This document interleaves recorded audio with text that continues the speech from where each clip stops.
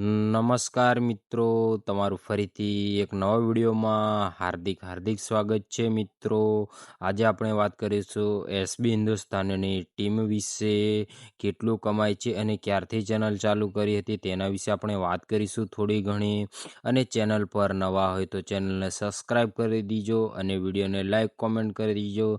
તો મિત્રો આપણે વાત કરીશું એસબી હિન્દુસ્તાન, જેમણે એક જ સમયમાં એક નાના એવા ફોનથી વિડીયો બનાવવાની શરૂઆત કરી હતી અને આજે આખા ગુજરાતમાં મોટા ભાગોના ઘરોમાં તેમનું નામ જ ગુંજી રહ્યું છે. શું તમે જાણી રહ્યા છો આ ચેનલની શરૂઆત ક્યારે થઈ હતી અને તેઓ કેવી રીતે ફેમસ થયા?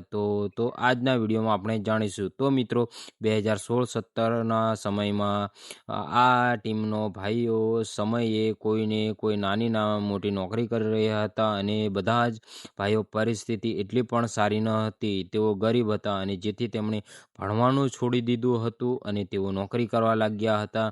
પરિસ્થિતિ એટલી નબળી હતી કે બધાને અલગ અલગ નોકરી અને નાની મોટી નોકરી કરવા પડી હતી. અને મિત્રો, તેમની પરિસ્થિતિ ઘણી નબળી હતી, તેથી તેઓ ઘરમાં કોઈ પતરું ફૂટી ગયું હોય અને તેને બદલવા માટે 100 થી 200 વાર વિચારવું પડતું હતું. કે બધા ભાઈઓ તે સમયે કોઈને કોઈ નાની મોટી નોકરી કરતા હતા અને તેના લીધે તેમણે ગુજારો થઈ રહ્યો હતો. અને જેમ ફૂમતાજી તે સમયે પેટ્રોલ પંપ ઉપર નોકરી કરતા હતા અને ભરતસિંહ, બળવંતસિંહ, જલુંબા, વાઘુબા, ભૂપતસિંહ, તેઓ પણ કોઈને કોઈ નાની મોટી નોકરી કરતા હતા. આમાંથી મોટા ભાગના ભાઈઓ એમ આ કરે નોકરી કરતા હતા, એકબીજા મોજા બનાવવાની કંપનીમાં જતા હતા અને તેઓ કામ કરતા અને ત્યાં પગાર પણ ઘણો ઓછો મળતો હતો.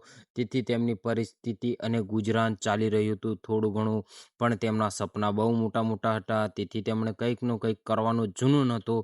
તેઓએ પછી ધીરે ધીરે એક એસબી હિન્દુસ્તાન નામની ચેનલ ચાલુ કરી હતી. અને મિત્રો, મપુ કાકા તો પહેલેથી જ ખેતી કરતા હતા અને હરિભા ભાવેશભાઈ અભિમાનું ભણવાનું ચાલુ રહ્યું હતું. અને ભરતસિંહ, જેમણે જોયું તેમના ભાઈઓ પરિસ્થિતિ સારી ન હતી, ઘણી મહેનત કરવા છતાં પણ પરિસ્થિતિ બદલાઈ ન રહી હતી, તેથી તેઓએ એવું શું કરવામાં હતું કે જેથી તેમની પરિસ્થિતિની બહાર આવી શકે અને તેઓ બધા જ ભાઈઓ આગળ લઈ જવા માંગતા હતા. ભરતસિંહ, તેમણે નોકરી સાથે નાના મોટા ધંધા પણ કર્યા હતું, પરંતુ તેમને કોઈ સફળતા જ મળતી ન હતી. અને પછી એક દિવસ મિત્રો, તેમને એવો વિચાર આવ્યો કે એક દિવસ ભરતસિંહે જેઓ તેમના મિત્ર સાથે વાત કરી રહ્યા હતા અને તેમના મિત્રોએ જે યુટ્યુબમાં વિડીયો બનાવતો હતો એ આખા જોઈ ભરતસિંહને નવાઈ લાગી કે આ કેવા વિડીયો બનાવે. પણ તેમને પહેલાં તો વિશ્વાસ નથી થતો કે આમાંથી પણ વિડીયો બનાવવાથી આપણને પૈસા મળી શકે. પણ પછી તેમણે બળવંતસિંહને વાત કરી અને વિડીયો બનાવવાનું વિચાર્યું. ત્યારબાદ બધા જ ભાઈઓની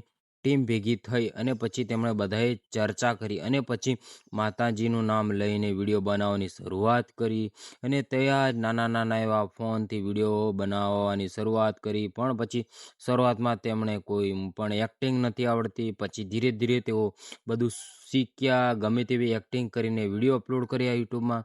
પછી ધીરે ધીરે તેઓ વાયરલ થતા રહ્યા અને વિડીયો અપલોડ કરતા રહ્યા. યુટ્યુબમાં રોજ ડેલી અપલોડ કરવાનું રાખ્યું. પછી તેમને પણ સારો એવો રિસ્પોન્સ મળ્યો. પછી તેમને સારું એવું લાગ્યું અને વિશ્વાસ થયો હતો મિત્રો. અને મિત્રો, પછી તેમણે કોઈ એક્ટિંગ પણ નથી આવડતી, વિડીયો બનાવતા પણ કોઈને આવડતું નહોતું, છતાં પણ જેવું આવડે તેવું તેમણે વિડીયો બનાવવાની શરૂઆત કરી. તેઓ રોજ બેરોજગાર ઘટના આધારિત કોમેડી વિડીયો બનાવતા. શરૂઆતમાં તો તેમને કોઈ સફળતા મળી નહોતી. પછી એક વિડીયો બનાવતા ગયા 1-2 મહિના, 3 મહિના, આવી જ રીતે તેમણે 1000 સબસ્ક્રાઈબ સુધી પહોંચવા તેમને 6 મહિના લાગ્યા હતા.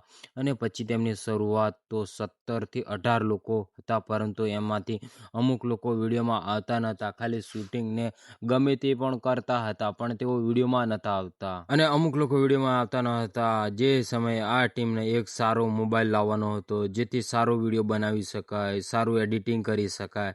જેટલા પણ લોકો હતા, આ બધાના લોકોને કહેવામાં આવ્યું, જેણે પણ વિડીયો બનાવવામાં સરસ મજા આવતી હોય ને જે સિરિયસ હોય તે લોકો 1000 રૂપિયા આપો, જેથી આપણે સારો મોબાઈલ લાવી શકીએ અને સારા ક્વોલિટીના વિડીયો બનાવી શકીએ. એને આમાંથી 10 વ્યક્તિઓ જેમણે 1000 રૂપિયા આપ્યા હતા અને જેમણે વિડીયો બનાવવામાં ખૂબ જ રસ હતો અને જુનૂન હતો કે આપણે વિડીયો બનાવશું અને એક્ટિંગમાં રસ હતો. ત્યારબાદ પૈસા ઉઘરાવીને તેઓ ₹10,000નો એક મોબાઈલ હતા અને તે મોબાઈલથી પછી તેઓ રોજ વિડીયો બનાવતા હતા અને રોજ અપલોડ કરતા હતા. તેમણે એમ કરીને ધીરે ધીરે યુટ્યુબમાં ડેલી અપલોડ કરવાનું સ્ટાર્ટ કર્યું અને ધીરે ધીરે તેમની ચેનલ ચાલુ રહી.